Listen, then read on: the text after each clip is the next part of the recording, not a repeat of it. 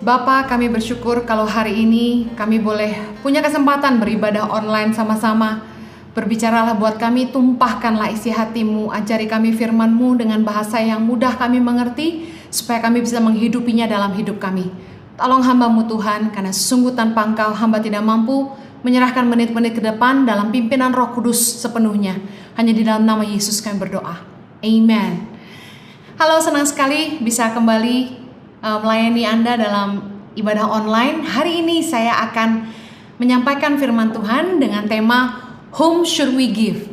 Siapa yang harus kita beri? Di dalam Maleakhi 3 ayat yang ke-10 dikatakan, bawalah seluruh persembahan persepuluhan itu ke dalam rumah perbendaharaan, supaya ada persediaan makanan di rumahku. Dan ujilah aku, firman Tuhan semesta alam, apakah aku tidak membukakan bagimu tingkap-tingkap langit dan mencurahkan berkat kepadamu sampai berkelimpahan. Tujuan persembahan persepuluhan diberikan di dalam Maleakhi 3 ayat yang ke-10 adalah supaya ada persediaan makan di rumahku. Apa arti rumahku dalam ayat ini? Rumah Tuhan definisinya adalah bait Allah, tempat di mana roh Allah berada. Orang akan berkata, itu rumah Heni, kalau Heni tinggal di rumah itu. Berarti demikian juga dengan rumah Tuhan. Di manakah rumah Tuhan? Tempat di mana roh Tuhan berdiam. Yesus menyebut sinagog bukan sebagai rumah Tuhan, tetapi sebagai temple, the place of worship, rumah ibadat. Di dalam Markus 13 ayat yang pertama dikatakan ketika Yesus keluar dari bait Allah, seorang muridnya berkata kepadanya, "Guru, lihatlah betapa kokohnya batu-batu itu dan betapa megahnya gedung-gedung itu."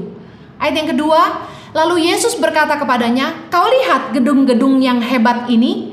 Tidak satu batu pun akan dibiarkan terletak di atas batu yang lain, semuanya akan diruntuhkan." Di dalam terjemahan bahasa Indonesia dikatakan bait Allah, padahal dalam terjemahan yang sebenarnya ayat ini bukan bait Allah tetapi temple. Temple itu adalah the place of worship, tempat penyembahan, tempat ibadah, di mana Yesus menggambarkan tempat ini bukan sebagai house of God or my house, tetapi Yesus menyebutnya sebagai great buildings, temple.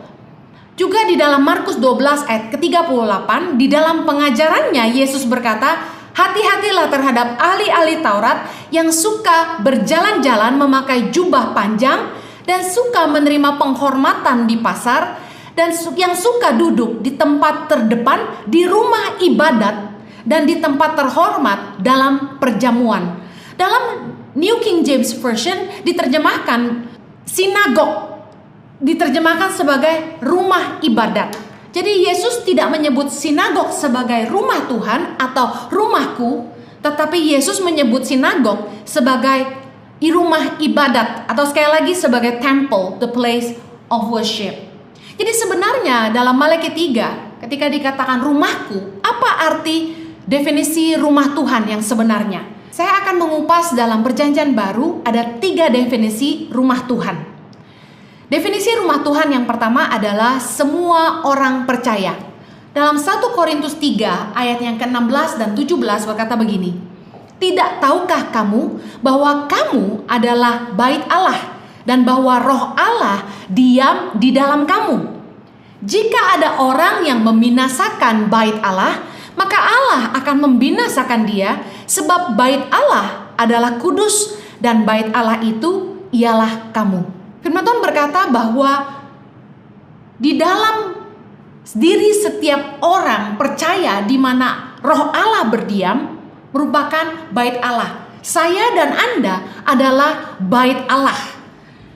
Bait Allah bukan bicara soal gedung, tetapi bicara soal tempat di mana roh Allah berdiam, yaitu di dalam diri setiap orang percaya. Saya dan Anda adalah bait Roh Kudus. Yang kedua, definisi rumah Tuhan adalah pribadi Yesus sendiri. Yohanes 2 ayat yang ke-19, jawab Yesus kepada mereka, "Rombak bait Allah ini, dan dalam 3 hari aku akan mendirikannya kembali. Yesus sedang berbicara tentang dirinya yang akan disalib dan dibunuh, namun akan bangkit kembali pada hari ketiga.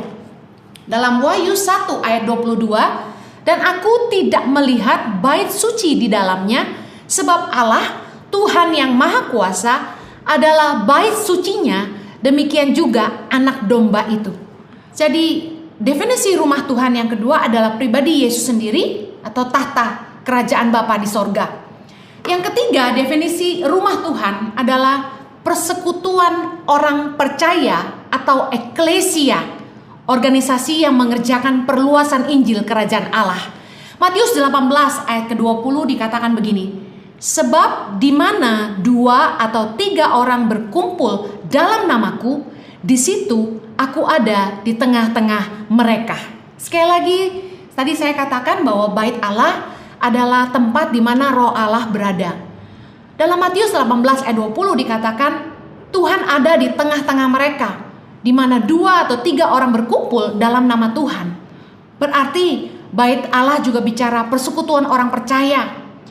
Dalam Matius 16 ayat 18 dikatakan begini, dan aku pun berkata kepadamu, engkau adalah Petrus, dan di atas batu karang ini aku akan mendirikan jemaatku, dan alam maut tidak akan menguasainya. Kata jemaatku, ketika Yesus merefer ini sebagai gereja, bukan bangunan gereja, tetapi kata jemaat yang dipakai oleh Yesus dalam ayat ini merupakan eklesia, yang merupakan sebutan bagi orang-orang yang dipilih oleh kaisar untuk menentukan nasib kota. Yesus memakai kata eklesia dengan sebuah tujuan supaya orang-orang percaya bangkit dan menentukan nasib kota. The house of God is not about the building, but it is about the people. Tadi saya sudah mengupas tentang definisi bait Tuhan. Tadi saya sudah mengupas 3 definisi tentang rumah Tuhan. Saya akan kembali kepada topik utama, whom should we give? Kepada siapa kita harus memberi?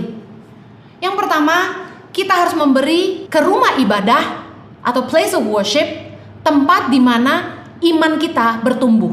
Saya teringat Yesus duduk di sinagog dan memperhatikan peti persembahan dalam Markus 12 ayat 41 sampai 44. Dalam perikop persembahan seorang janda miskin, Yesus duduk di sinagog dan melihat orang-orang yang datang membawa persembahannya, orang kaya dan ada seorang janda miskin.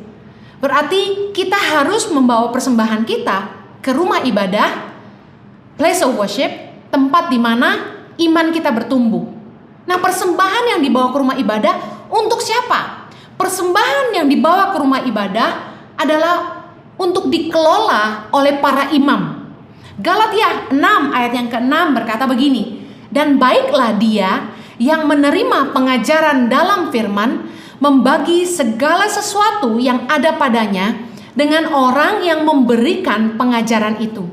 Para imam di tempat ibadah haruslah orang-orang yang bisa dipercaya untuk mengelola rumah perbendaharaan. Saya pernah menyampaikan khotbah tentang my family, my ministry, di mana saya mengupas tentang batas hak para imam. Di dalam 1 Samuel 2 ayat 12, anak-anak lelaki Eli adalah orang-orang bersila. Mereka tidak mengindahkan Tuhan, ayat 13 dikatakan, ataupun batas hak para imam terhadap bangsa itu. Jadi saya percaya setiap persembahan yang dibawa ke tempat ibadah atau place of worship itu harus dikelola oleh para imam, bukan semuanya untuk imam. Harus dikelola dan para imam mendapat bagian yang menjadi hak batas para imam.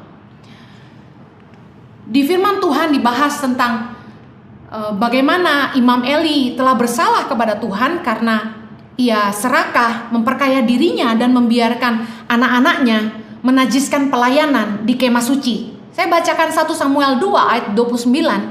Mengapa engkau memandang dengan loba kepada korban sembelihanku dan korban sajianku yang telah kuperintahkan, dan mengapa engkau menghormati anak-anakmu lebih daripadaku, sambil kamu menggemukkan dirimu dengan bagian yang terbaik dari setiap korban sajian umatku Israel. Saya percaya bahwa ketika umat Tuhan menjadi dewasa di dalam firman, mereka mengerti kebenaran dan mereka mengasihi Tuhan, mereka jadi murah hati.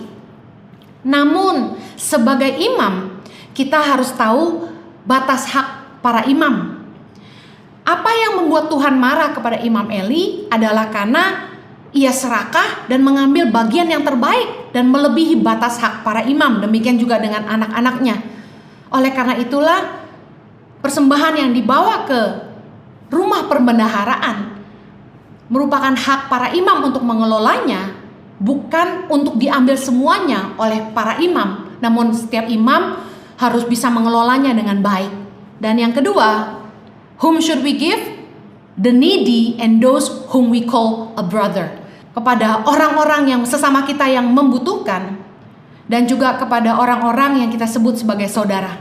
1 Yohanes 3 ayat 17 berkata begini, barang siapa mempunyai harta duniawi dan melihat saudaranya menderita kekurangan, tetapi menutup pintu hatinya terhadap saudaranya itu, bagaimanakah kasih Allah dapat tetap di dalam dirinya? Ketika saya merenungkan firman Tuhan ini, Tuhan mengajar saya satu-satu tentang kepada siapa kita harus memberi. Yang pertama kepada tempat ibadah, yang kedua kepada mereka yang membutuhkan, khususnya mereka yang kita sebut sebagai saudara. Kita yang diberkati lebih oleh Tuhan, kita harus mengerti bahwa kita punya suatu tanggung jawab dari Tuhan untuk kita memperhatikan sesama kita, saudara-saudara kita yang menderita kekurangan. Orang yang memperkaya diri dan tidak peduli kepada saudaranya yang susah, dikatakan firman Tuhan tidak hidup dalam kasih Tuhan.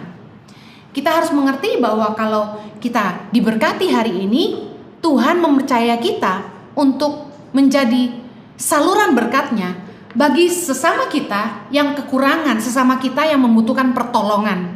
Di dalam Lukas 16, dalam perikop orang kaya dan Lazarus yang miskin, di ayat ke-19 dikatakan, ada seorang kaya yang selalu berpakaian jubah ungu dan kain halus, dan setiap hari ia bersukaria dalam kemewahan. Ayat 20, dan ada seorang pengemis bernama Lazarus, badannya penuh dengan borok, berbaring dekat pintu rumah orang kaya itu, dan ingin menghilangkan laparnya dengan apa yang jatuh dari meja orang kaya itu. Malahan anjing-anjing datang dan menjilat boroknya. Ayat ke-22, kemudian matilah orang miskin itu, lalu dibawa oleh malaikat-malaikat ke pangkuan Abraham. Orang kaya itu juga mati, lalu dikubur. Dan sementara ia menderita sengsara di alam maut, ia memandang ke atas, dan dari jauh dilihatnya Abraham dan Lazarus duduk di pangkuannya. Lalu ia berseru katanya, Bapak Abraham, kasihanilah aku. Suruhlah Lazarus supaya ia mencelupkan ujung jarinya ke dalam air dan menyejukkan lidahku, sebab aku sangat kesakitan dalam nyala api ini. Kita bisa lihat dalam kisah ini, Yesus memberikan kisah tentang orang kaya dan Lazarus yang miskin. Supaya kita hari ini yang hidup di bumi, diberkati, hidup dalam kelimpahan dan kemewahan. Untuk kita tidak egois, tidak serakah, tidak pelit, tetapi memperhatikan saudara-saudara kita yang kekurangan, orang-orang yang menderita. COVID-19 hari ini menyebabkan ribuan orang terpaksa tinggal di jalanan. Mereka tidak punya pilihan. Tapi apakah kita peduli?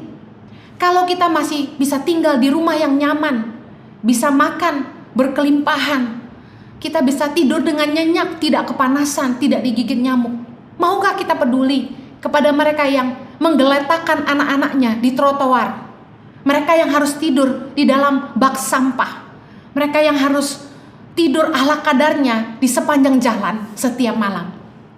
Saya bersyukur ada orang-orang murah hati yang mengulurkan tangannya. Melalui tangan pengharapan, kita terus menolong orang-orang yang sangat membutuhkan di masa-masa sulit seperti ini. harta tidak bisa dibawa mati. Apa yang kita punya hari ini hanya bisa kita nikmati di dunia ini.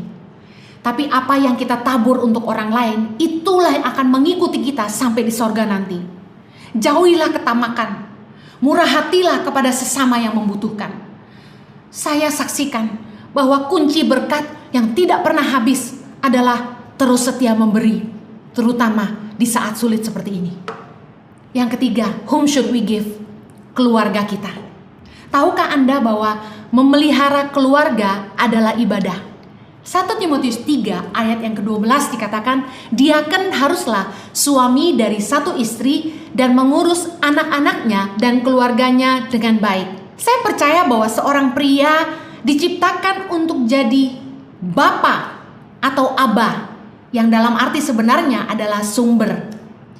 Seorang suami haruslah menjadi kepala rumah tangga yang mengurus istri dan anak-anaknya dengan baik, menjadi imam yang mendidik mereka dalam kebenaran firman, dalam teladan iman. Tapi juga menjadi tanggung jawab seorang bapa untuk menyediakan, menafkahi kebutuhan istri dan anak-anaknya. Seorang laki-laki harus bisa mengurus keluarganya dengan baik, baru boleh mengurus orang lain. Itu masuk firman Tuhan. Di dalam keluarga ada skala prioritas dalam memberi. Karena ada orang-orang yang kami terima kesaksian, banyak suami-suami yang menelantarkan anak dan istrinya demi orang tuanya dan keluarga besarnya. Bahkan tidak sedikit yang tidak menafkahi istri dan anak-anaknya. Markus 10 ayat 7 dikatakan begini, sebab itu laki-laki akan meninggalkan ayahnya dan ibunya dan bersatu dengan istrinya. Ayat ini mengajarkan laki-laki akan meninggalkan, artinya keluar dari sangkar, keluar dari sarang untuk menjadi satu dengan istrinya. Bukan menelantarkan orang tua, tapi harus membangun hidupnya bersama dengan keluarganya sendiri dan bertanggung jawab atas keluarga kecilnya. Skala prioritas di dalam memberi, di dalam keluarga. Sebelum menikah, orang tua dan adik kakak kita menjadi prioritas utama kita. Sebelum menikah. Tapi setelah menikah, prioritas utama kita adalah istri, suami, dan anak-anak kita. Banyak orang yang tidak mengerti susunan prioritas ini, sehingga mereka tidak bertanggung jawab dan tidak menafkahi istri dan anak-anaknya. Saya ingin mengingatkan kembali, kalau Anda telah mengambil keputusan untuk menikah dan berkeluarga, Anda punya tanggung jawab untuk menafkahi keluargamu sendiri. Jangan nikah kalau tidak mau menyediakan apa yang engkau harus sediakan. Jangan menikah kalau Anda tidak bisa bertanggung jawab atas hidup istri dan anak-anakmu. Jangan menikah kalau tidak mau jadi sumber bagi keluargamu.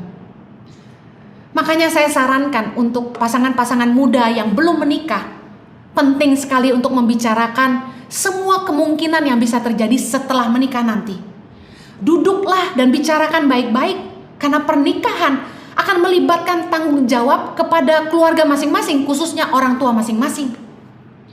Ada sebuah pertanyaan yang dikirimkan kepada saya. Pertanyaannya begini, Bu Heni, kalau penghasilan saya pas-pasan, saya harus memilih membantu orang tua atau memberi perpuluhan ke gereja? Kalau gembala sebuah gereja pasti akan bilang kasih perpuluhan dulu. Tapi Tuhan luar biasa, saya dibukakan ayat ini. Matius 15 ayat yang ketiga.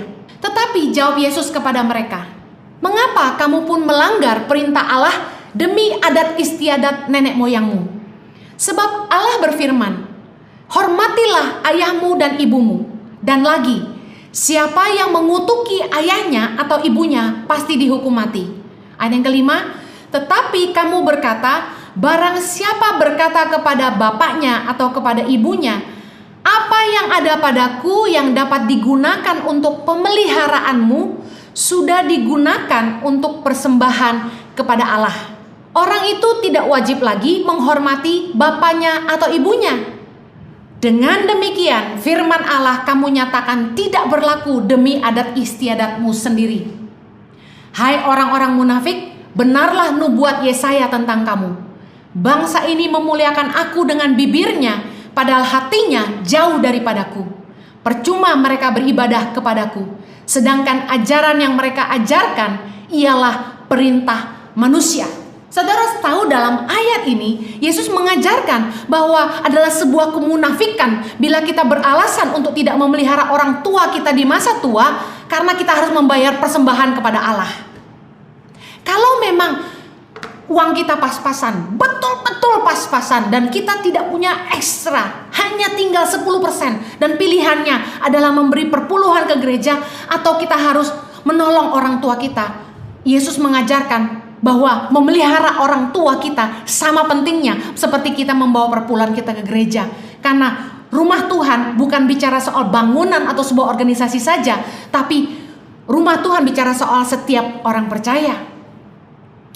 Memelihara orang tua di masa tua mereka adalah ibadah.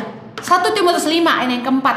Tetapi jikalau seorang janda mempunyai anak atau cucu, hendaknya mereka itu pertama-tama belajar berbakti kepada kaum keluarganya sendiri dan membalas budi orang tua dan nenek mereka, karena itulah yang berkenan kepada Allah. Tetapi jika ada seorang yang tidak memeliharakan sanak saudaranya, apalagi seisi rumahnya, orang itu murtad dan lebih buruk daripada orang yang tidak beriman. Dengar baik, firman Tuhan mengajarkan kepada kita bahwa kita harus pertama-tama belajar berbakti kepada kaum keluarga kita sendiri dulu, dan harus membalas budi orang tua kita, dan dalam terjemahan sebenarnya kakek dan nenek kita. Orang yang tidak memelihara seisi rumahnya, sanak saudaranya, dianggap murtad dan lebih buruk daripada orang yang tidak beriman. Kalau penghasilanmu pas-pasan, sedangkan engkau harus menafkahi anak dan istri, bagaimana dengan pemeliharaan orang tua di masa tua? Saya percaya tidak semua orang tua perlu uang kita. Ada orang tua yang jauh lebih mampu. Tapi seandainya orang tuamu membutuhkan bantuanmu, berikanlah dengan kerelaan hati, bukan karena paksaan. Jangan sampai membantu keluarga sendiri menjadi beban, apalagi menjadi pemicu pertengkaran dalam rumah tanggamu. Supportlah orang tuamu untuk kebutuhan pokok mereka. Duduk sepakati bersama. Jangan sampai membantu orang tua sendiri, diam-diam pasangan tidak tahu. Lalu begitu pasangan tahu, pasangan marah. Sebaiknya duduk sepakati bersama.